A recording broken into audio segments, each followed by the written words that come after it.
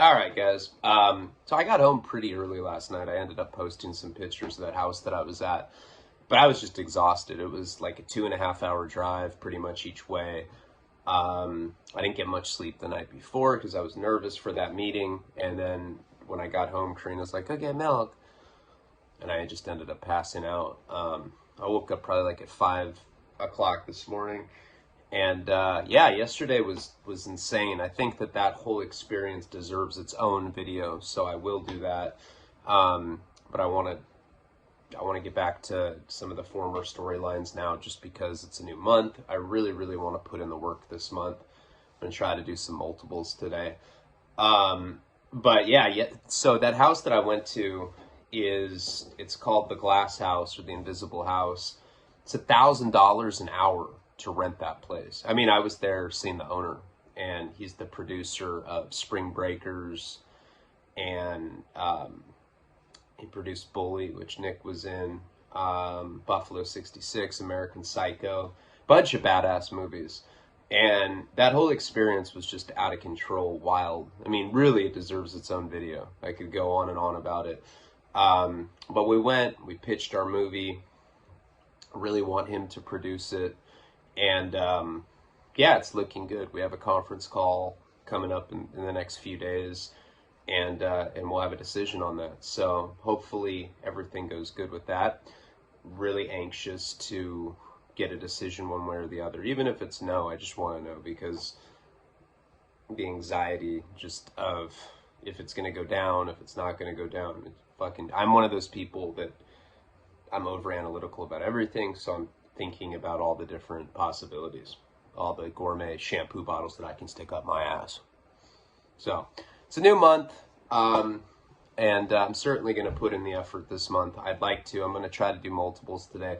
Today, the only thing I have to do besides work stuff is go get a Christmas tree for Nico and Karina. But besides that, it was a really good last couple days.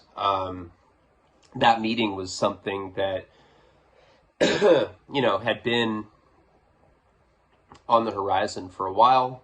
Got an opportunity to go sit down and pitch that shit. And if I do get it, I'm going to star in that movie with Nick. It's pretty much the Mike Virgin story, but as a movie, and pretty much faithful to what actually happened. I mean, I've already kind of gone over that story in my book, but I wanted to do like what actually happened, because I just think it has a good cinematic quality to it.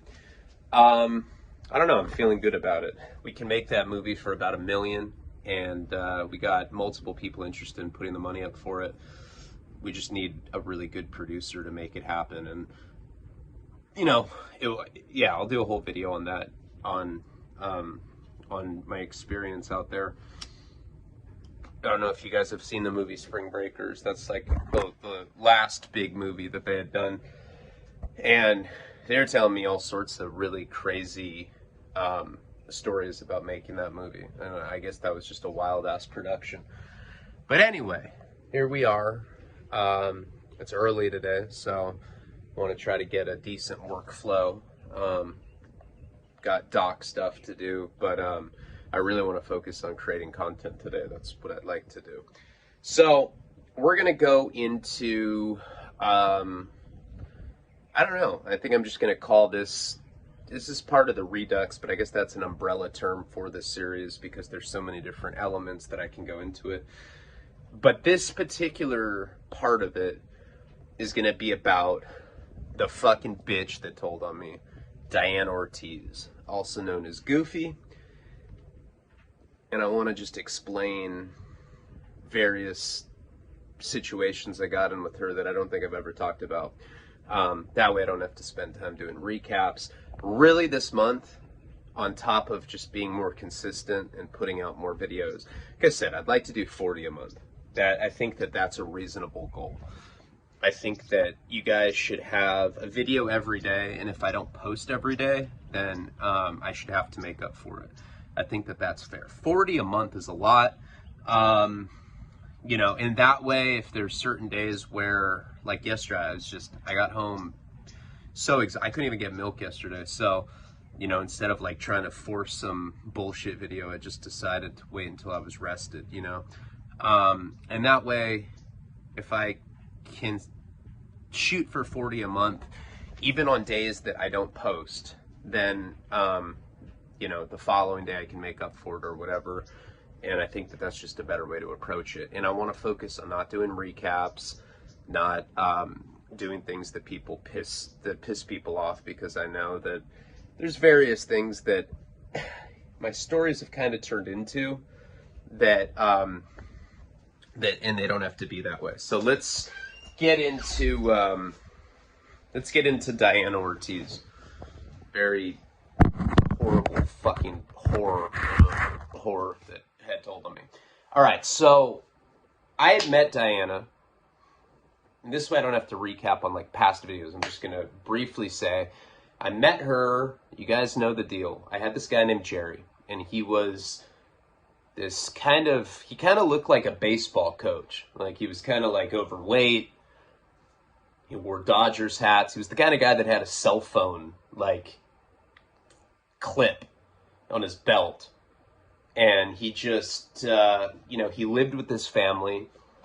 I don't really know.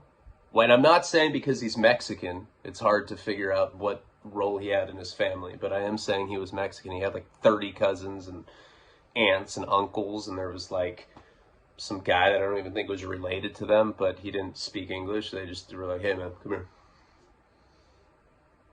Take the extra room. He didn't even talk.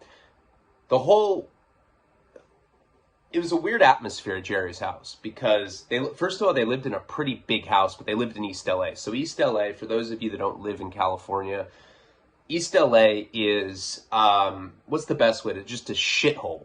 It is like completely dilapidated, fucked up. There's like no black people there. And if there are, they have like Mexican disguises on. They have like a little fucking curly mustache. And they wear like a poncho, and you're like, hey man, you're black. And then they're like, shh. Shh. And you're like, all right, man. If you're white there, and believe me, there's parts of LA, it's just common knowledge. There's parts of LA that are very racially divided. Obviously, South LA used to be predominantly black back in the day. And there's a lot of Hispanic, people that have kind of migrated into those neighborhoods. So like South LA is pretty mixed now, but it used to be all black. And, you know, the Southsiders would go at it with the Crips and the Bloods.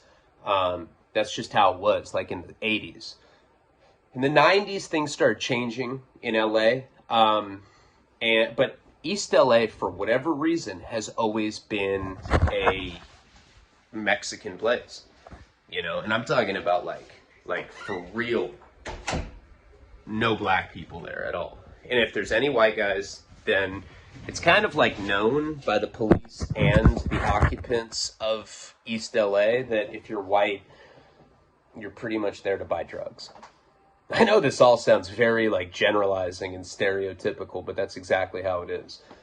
So when I used to go to Jerry's house, he lived in this pretty nice house for that area, but again, it's East LA, so it's a shithole to begin with. So these houses that are considered nice are relatively cheap, you know, for California prices anyway. He was probably living in like $150,000 house. Some parts of the country, I guess you can get something good for that. Not in most parts of California, but East LA is different than that because it's the straight hood.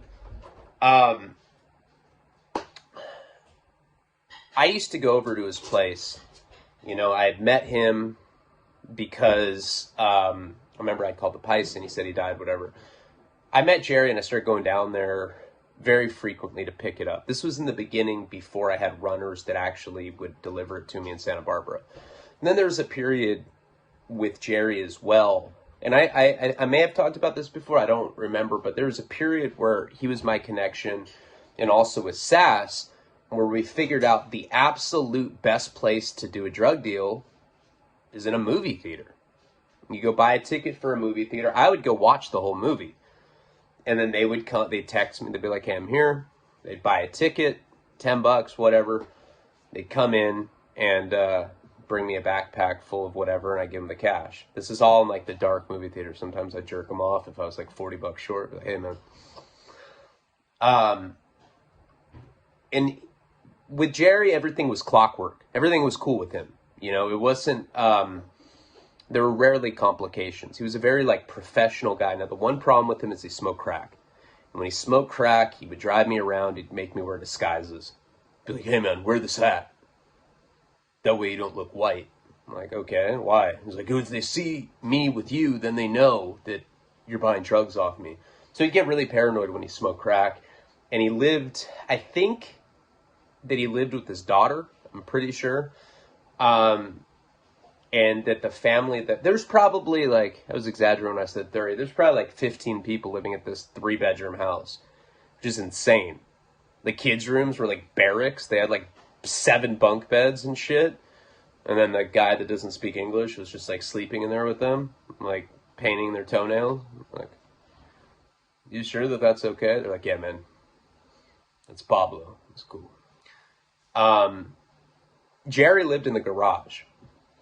So, you know, there was a couch, and I've sit, you know, a lot of times when I went down there with Jenny, we didn't sleep there together. I'm not going to have my girlfriend sleep in this, like, garage, you know. But when I went down there by myself, I slept down there quite a bit. I spent Thanksgiving with this guy one time, and it was really weird because me and him, like, kept, oh, yeah, we got to go smoke a cigarette. And we'd be, like, smoking crack outside and, like, coming back, and, you know, there's, like, some little, like, ancient old Mexican lady that would, like, be bitching at him in Spanish for not eating, but we were all cracked out, so we couldn't eat. Sometimes I'd sleep in the garage. We always watched My Cousin Vinny. For some reason, that's the only movie he had, and he would laugh at the same fucking jokes every time. It was the weirdest thing. I guess I get that. There's movies that I watch over and over and over again, and I love them just the same. I love Don't Tell Mom the Babysitter's Dead. I love that movie. I watch it all the time. I haven't watched it for a long time, but I used to watch that all the time. So I understand that. But that was the only movie he owned, and we watched it pretty frequently. He had runners that worked for him, and, you know, at the time, when I was selling drugs for these people, I don't know if I truly understood you know, how it worked. Like, if he was actually a drug dealer, if he just had the connection, if he was middlemaning and that I was like his big client, I didn't really think about it back then. I mean, I just looked at him as my connection. In retrospect now, looking back in hindsight, I know that that's what it was, that he was basically just jumping in the middle and that he had like a bigger connection than me and that I was bringing a lot of money. And I think they were taxing me. I mean, I was coming from Santa Barbara, so I was paying these, like, you know, buying the balloons for, like, $1 to $5 a piece, depending on how good it was, just for one balloon. And, you know, I'm buying 1,000 of them, 2,000 of them at a time. And he was probably getting them for, who knows, you know, probably, if I was paying $3, he was probably paying $1, stuff like that. So he was making good money. And we had a good situation for a long time. You know, I would call him, I'd go down and I'd meet him. Sometimes I'd sleep over there. Sometimes I wouldn't. It just depended on what time I actually got there. And he always had the dope waiting for me. I think that the runner would come and drop it off, whatever the situation was. So we had this good thing going. And then one day, he got cracked. You know, he was an illegal immigrant. He looked like he could be Italian, or, you know, he had like a real like Luigi quality, you know, from Mario Brothers, but more like Mario. You know, he was like some plump plumber looking dude. And one day he got busted, and that was that. You know, my whole operation kind of fucking fell apart on me. It wasn't that hard to find connections down in L.A. after that had happened, because what I learned from that situation, and remember initially I had run away from that rehab, I found a paisa, and that kind of was my entrance into that world. But what I had learned from that is that if you go down to LA and you buy heroin off anybody, you know, kind of establish your trust with them, even if you're buying $100 worth, whatever, then you can, you know, I make them a little bit comfortable, buying, or selling you heroin at all, and then be like, hey, like, can you get a lot of heroin? What about like $3,000, $5,000 worth, $10,000 worth? And like anything, it's progressive. You start small and then you start buying bigger and bigger. So at one point after Jerry had first gotten busted, and I don't know if I've ever talked about this, I don't think I have, but I just went on this massive dick sucking run where I went down to L.A. at one point because everybody was freaking out. At that point, I was supplying so much dope that when I was X'd out of the equation like that because Jerry went to prison, a lot of stuff shut down. And a lot of people were tripping and applying pressure to me like, oh, what are we going to do? You don't understand. I'm sick. And I'm always like, I do understand. I'm a fucking junkie. Look at me. My arms were completely massacred at that point. So I understood, but people really freaked out because the kind of heroin that I was bringing was the balloons, and that was different. It was like a completely new market. So there was a lot of pressure being applied to me from other junkies and other drug dealers and stuff. So what I did is I went down to L.A., got a hotel down there, and I decided that I was going to go out and start looking for a replacement for Jerry. And like I said, the way that I would do that is just by going down there and buying something small just to start the relationship. So I went down to Skid Row. Back in that time period, Skid Row was different than what it is now. So it changes periodically. And at that time period, it was 5th and Broadway. You go down there and it was an insane marketplace. They would swarm to you. If you just show up in this square block, they know that you're there to buy drugs, especially if you have acne and a small dick. And I'd like wear like tight pants so they could see that my dick was small. And they'd be like, that guy does heroin. I'd be like, right here. Come here. And then you'd buy dope off them. They'd spit the balloons out of their mouth. And it went like that. So I started buying heroin from people down. And I went and I got a hotel down there. And what my plan was to buy it from multiple people. I was going to buy it so that I could basically test it. And I was so delusional back then that I was like, wearing my Prada sunglasses, and I was like, all right, babe, I'm going on a business trip down in L.A., and I was basically going down there to, like, wine taste, but for heroin. And every time I did that, I'd have to go down to Skid Row, I'd have to meet a new paisa, I'd get the heroin from them, and then I would get their phone number. So I probably got, I don't know, 5 or 6 things. And it's always sketchy when you're buying heroin down there. That time that I had left from rehab, when I met Jerry the first time, I didn't even meet Jerry. Remember, I'd met some other paisa named Diablo. He ended up dying, and that's how I got Jerry. That first time that I'd left rehab and gone down there, it was the middle of the night, and back in that time period, and for a long time in California, there were shop hours. At 6 a.m. it opened, and then right at 5 p.m., right when the sun was going down, you couldn't buy heroin down there anymore. You could buy crack. That was it. You go down there, you ask for heroin, you could never find it.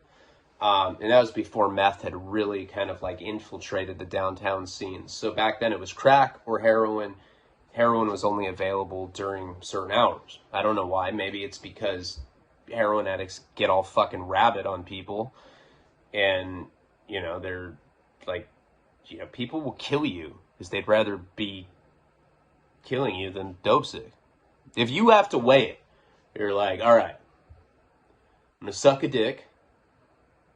Could be life-changing. Probably the kind of thing that would haunt me forever. Like I'm like driving like some Maserati. I'm like, yeah, I fucking made it. And then just this big old dick pops up in my mind. And I'm like, ooh, I did do that. And I just like fucking slam the brakes. Train's like, what are you doing? I'm like, ah. And I just like get off on a bridge and puke. When I get back, nothing. This fucking car rocks. Just keep going. So there's that. Or there's the other extreme. I could be dope sick or I could kill this person. If I kill this person, the rest of my life, I have to think about not only sucking dick, but also that I killed someone. I'm a dick-sucking murderer. Imagine being that. What are you in here for? Sucking dick and killing fools? Me too. I was just joking. Oh, yeah, gross. People get that desperate, though. Those are two things that happen all the time. People will kill you, they will rob you, they will suck your dick. In that order. Fucking knock them out and suck them off. Queer. Don't do shit like this, queer. So, based on that, the shop hours for heroin tend, back then at least, I don't know what the fuck happened since, well, I'll tell you what happened. Now, black gang members are selling drugs down there and they have guns. That's the difference. Pisces had like ancient Aztec throwing stars and shit. Black dudes have Glocks. So they don't give a fuck. They'll serve you heroin at 3 in the morning. You try to kill them, they'll shoot you. That's what happened. So I had this hotel down there. I'm like pretty much just going down there to meet Pisces so that I could get a new connection. And I don't remember how, but somehow I ended up meeting some Paisa. I remember he had like a really fucking crazy birthmark. It looked intentional. I'm like, hey man, is that birthmark on purpose? But he didn't speak English, so he just saw me pointing at his birthmark. It was probably in poor taste on my part. That guy ended up, I'm almost positive that that's what happened, but I think that this guy ended up bringing me back to this woman named Lisa's house. Lisa lived in Pico Rivera, which is as shitty as it sounds. Yeah, it doesn't sound like, fuck, man. Where are you vacationing? Pico Rivera in L.A. County? Oh, me too. It's a shitty place. It's as shitty as it sounds. You know, the kind of area where there's bars on all the windows. And Lisa was this, she almost looked like, I know this sounds weird, but she looked like a paralegal. She had like these little like paralegal like eyeglasses. She wore sweaters. She wore turtlenecks and shit. She looked like the complete opposite of what you would expect for somebody that sells heroin. She looked like a fucking librarian or paralegal or something. She didn't look like somebody that was a drug dealer. I'm almost positive that the way that I got to her house was from that time that I'd gone down there and I was like tasting different kinds of heroin and I got brought to her place. Oh yeah, she's the man. You know, whatever, by the birthmark guy, I think. I don't know. So many different situations like this have happened. I'm not clear. But whatever the case was, I know that I had intentionally set out to find a new connection and that this is the person that I was led to. She lived in a little duplex in Pico Rivera. She was the kind of person that didn't do heroin. She sold it because she was a meth addict. You see that a lot in the drug world. You'll see crystal meth addicts that sell heroin, but they don't do it. And then you'll find heroin addicts that sell crystal meth, but they don't do it. And when they do it, they do homosexual shit on it.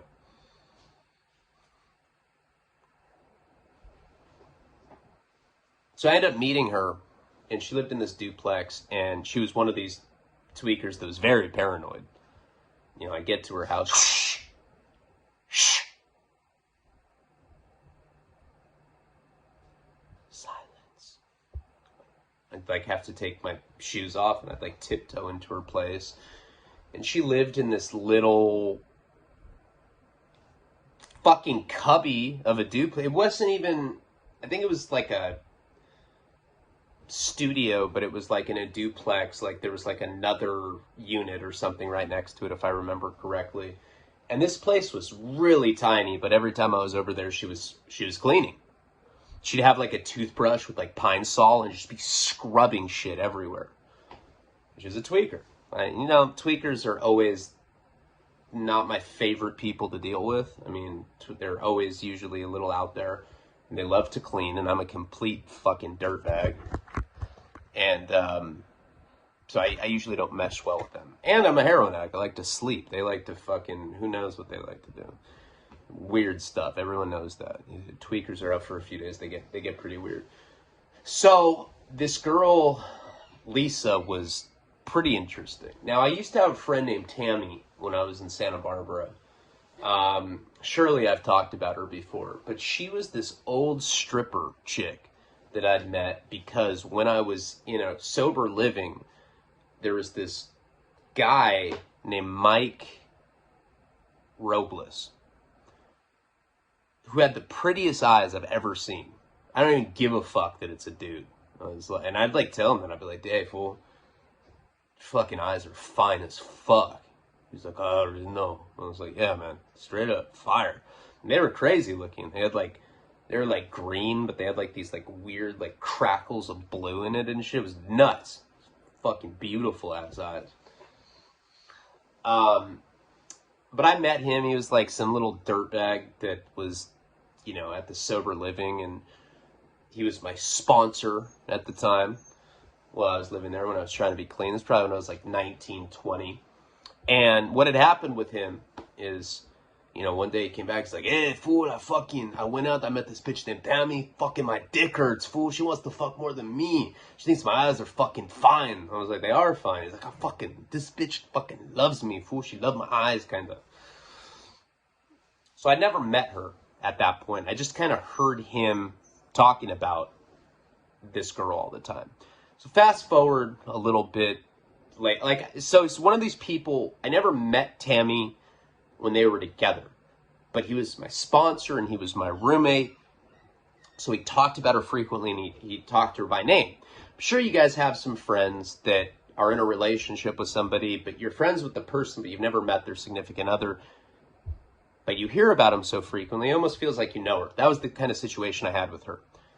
So then I become I think 19, and I went through this little bout of homelessness, and I was couch surfing, and I had this friend named Eric who got drafted by the Dodgers when he was I think 17, 18, I don't know, really young.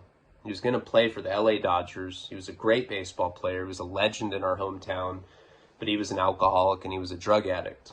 And I didn't really realize how fucked up this guy was in the head, because he was just some buff guy that I used to hang out with. That's really the only way I can describe him. He drove a lifted truck, and he listened to shit like Anthrax and other weird ass bands like that. Probably had a small ass dick and his little lifted truck and shit. And I remember a few things that struck me odd about Eric. First of all,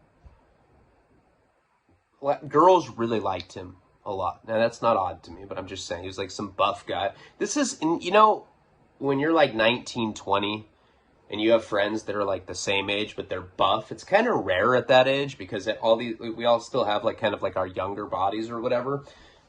This guy was buff, so all the girls liked him, and he would lie to them all the time in front of me. I'd be over at his place. They'd be like, tell us more jail stories. He'd be like, yeah. One time I was in there, I was doing push-ups, and I just watched these two black fools rape this other black fool. They're like, oh my God, that is so hot. He's like, I know, it was. I just kept doing push-ups, I don't know. I thrive in danger, if you know what I'm talking about. He was that kind of guy. He kind of reminded me of Matthew McConaughey in Dazed and Confused. He was kind of like that guy. He was kind of like a dirtbag. He lied a lot about jail. I'd never really done a lot of jail time at that point, so I didn't realize that there weren't guys getting raped while other people did push-ups. Just thought that was par for the course. He made up a lot of shit like that. But what did strike me as odd about Eric is he had a girlfriend that he beat up at one point. Now, I don't support that. I'm totally against men hitting women. I always have been. And he beat the shit out of this chick that he was dating. And I don't know where I was at the time.